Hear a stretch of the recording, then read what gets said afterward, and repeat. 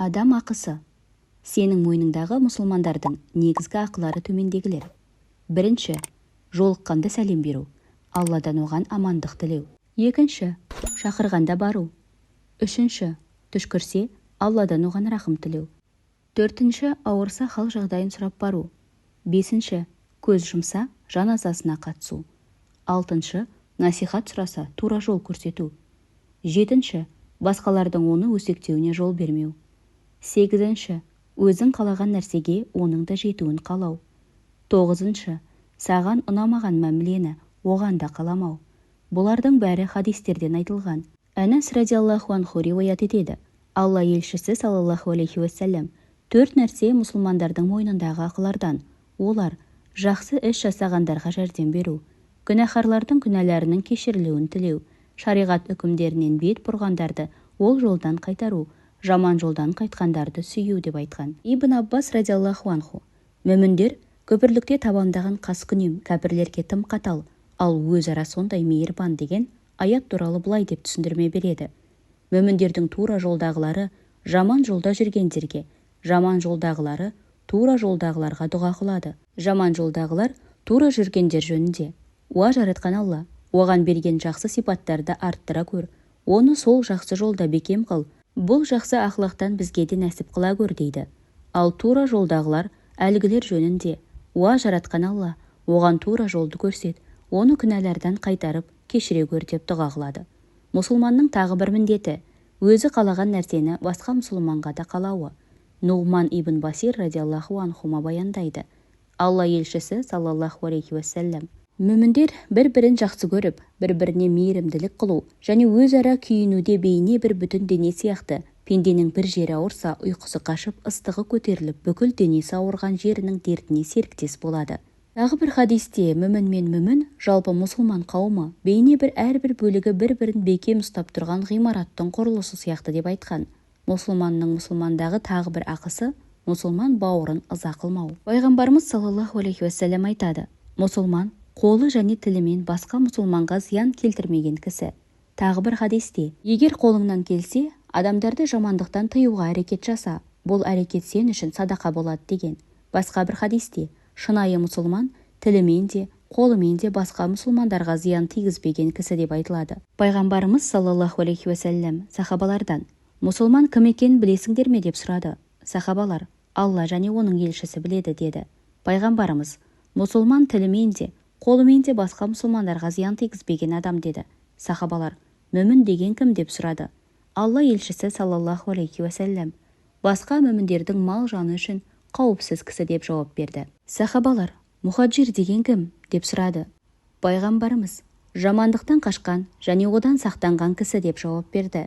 Сахабалардың бірі: уа Расулалла, ислам деген не деп сұрағанда, пайғамбарымыз саллаллаху алейхи уассалям: жүрегіңмен Аллаға беріліп, қолыңмен де, тіліңмен де мұсылмандарға зиян тигізбеуің деді. Мужахид айтады: тозақларға өте жаман қотыр шығып, тырнай беріп, терісі сылынып, сүйектері көрініп қалады. Сол сәтте: уа пәленше ұлы түгенше, бұл қышыма жаныңды қинап жатыр ма деген үн естіледі. Ол иә деп жауап береді. Бұл қинау мұсылмандарға көрсеткен қорлығыңның жазасы дейді ғайыптан келгенін. Пайғамбарымыз саллаллаху алейхи уассалям айтады: бір кісінің пейішті қыдырып жүргенін көрдім. Оның пейішке кіруінің себебі жол бойындағы ары-бері өткендерге кедергі болған ағашты қиып тастауы еді. Әбу Хурайра радиаллаху анху бір күні пайғамбарымыздан саллаллаху алейхи уассалям: уа Расулалла, маған пайдалы нәрсе үйретші деп сұрайды. Пайғамбарымыз саллаллаху алейхи уассалям: мұсылмандар жүретін жолдан кедергі келтіретін нәрселерді алып таста деп жауап береді. Адамзаттың асыл тәжінің саллаллаху алейхи уассалям бір хадисінде: мұсылмандардың жолынан кедергілерді алып тастаған пендеге Алла тағала бір сауап жазады, Алла сауап жазған кісі пейішке кіреді деп айтады.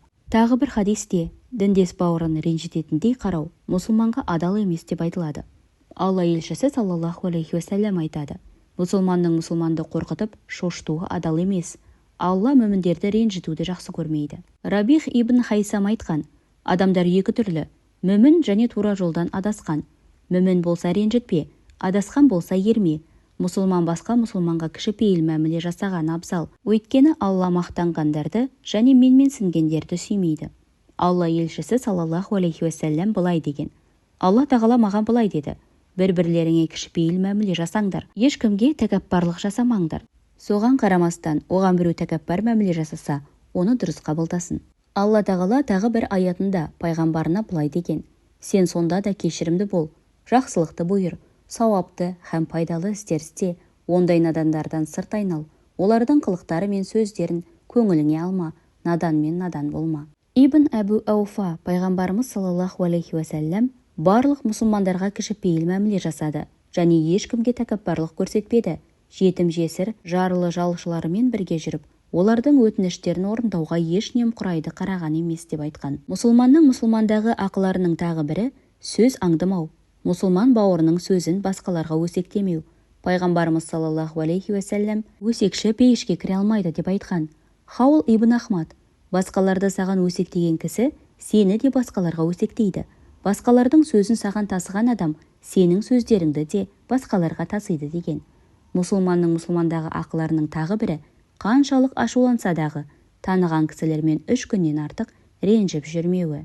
Әбу Айюб әл-Ансаридің риуаяты бойынша пайғамбарымыз саллаллаху алейхи уәсәлләм мұсылман басқа мұсылман бауырымен 3 күннен артық ренжіп жүруі, кезігіп қалғанда бір-бірінен теріс қарап кетуі дұрыс емес. Екеуінің ең жақсысы бірінші сәлем бергені деген. Алла елшісі саллаллаху алейхи уәсәлләм қателескен мұсылманды қолынан ұстап, аяғына тұрғызғанды Алла да қиямет күні аяғына тұрғызады дейді.